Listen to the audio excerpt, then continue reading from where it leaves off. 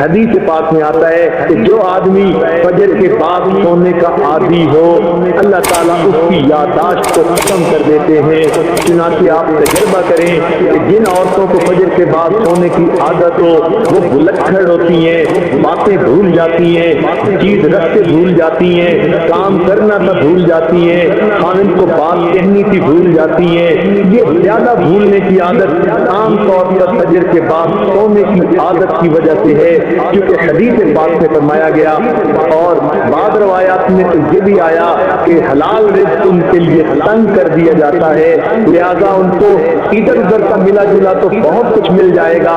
حلال رزق کے دروازے بند کر دیے جائیں گے فجر کے بعد سونے والوں کے لیے۔ ہاں کوئی آدمی ایسا کہ جس کی ہے ہی ڈیوٹی رات کی، وہ اگر ساری رات جاگا فجر پڑھ کے سو گیا تو وہ اس بات سے خارج ہے۔ ہاں وہ اللہ والے جو راتوں کو جاگتے ہیں وہ عام طور پر اشراق کی نماز کے بعد پھر تھوڑی دیر آرام کرتے ہیں۔ اشراق کے بعد سونا بالکل ٹھیک ہے، بزرگوں کی عادت رہی ہے، مگر فجر اور اشراق کے درمیان حد الوسع نہیں سونا چاہیے، سوائے اس سے کہ رات کا حصہ انسان اتنا جاگے کہ اب یہ سوچے کہ نہیں سوؤں گا تو سارا دن مجھے کام کرنے کے اندر رکاوٹ ہوگی، پھر اس کی اجازت ہے۔ عام عادت نہیں بنانی چاہیے۔ دیکھا یہ گیا ہے کہ جن گھروں کے اندر کچھ کھانا پینا ہوتا ہے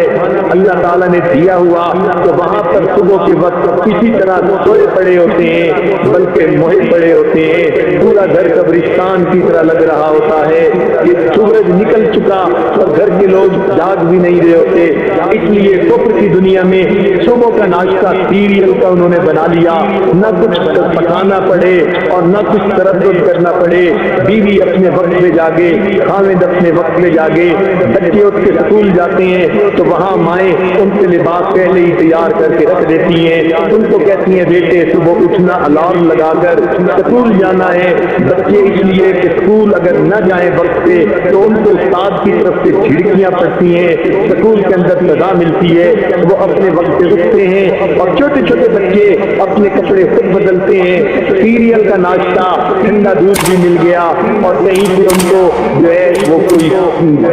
سیریل بھی مل گیا تو بچے یہی کھا کے چلے جاتے ہیں۔ تو کفر کی دنیا نے ناشتہ اس لیے آسان کر لیا تاکہ جاگنے کی تکلیف اٹھانی نہ پڑے۔ اس لیے مسلمانوں کا جو ہے معاشرہ اس میں عشاء کے بعد جلدی سونا اور صبح کے وقت جلدی جاگنا۔ چنانچہ صحابہ کرام کے زمانے میں تہجد کے وقت اگر کوئی مدینہ میں کھلتا تھا تو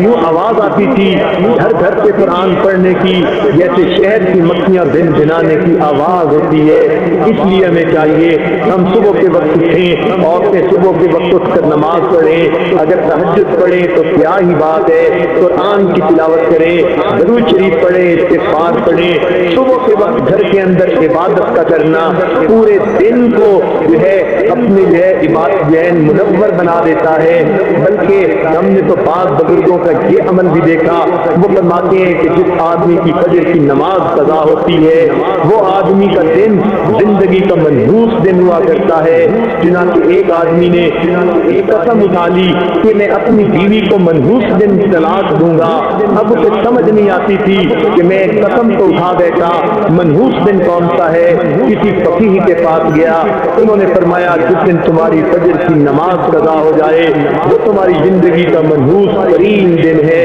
تم اس دن یہ کام کر گزرتے ہو۔ بعض ایسے بزرگوں کو بھی دیکھا کہ جو وقت کے حاکم تھے مگر انہوں نے دستور بنایا ہوا تھا، وہ سوچتے تھے کہ جو آدمی فجر کی نماز وقت میں پڑھ لیتا ہے حدیث پاک کے مطابق اللہ کی امان میں آ جاتا ہے، لہذا وہ حد جو ہے وہ جو سزائیں دینی ہوتی تھی تعزیرات کی وہ اس وقت تک نہیں دیتے تھے جب تک کہ یہ یقین نہ کر لیتے کہ آج اس نے فجر کی نماز نہیں پڑھی۔ اگر پڑھ لیتا تھا تو فجر کی دوست کو سزا دینا مؤخر کر دیتے تھے کہ اگر یہ اللہ کے امان میں آ گیا ہم کیوں اس کو سزا دیں۔ تو مسلمانوں کے نزدیک تو فجر کے وقت جاگنا اتنا اہم ہے، لہذا عورتوں کو یہ بات مشورے کے طور پر پیش کی جاتی ہے، زندگی کی ترتیب کو سنت کی ترتیب پر لانے کی کوشش فرمائیں، اور اس کا بہترین طریقہ یہ ہے کہ رات کو سوئیں اور دن کو جاگیں، عشاء کے بعد کام جتنا جلدی سمیٹ سکیں، جلدی سونے کی عادت دکھلائیں تاکہ تہجد میں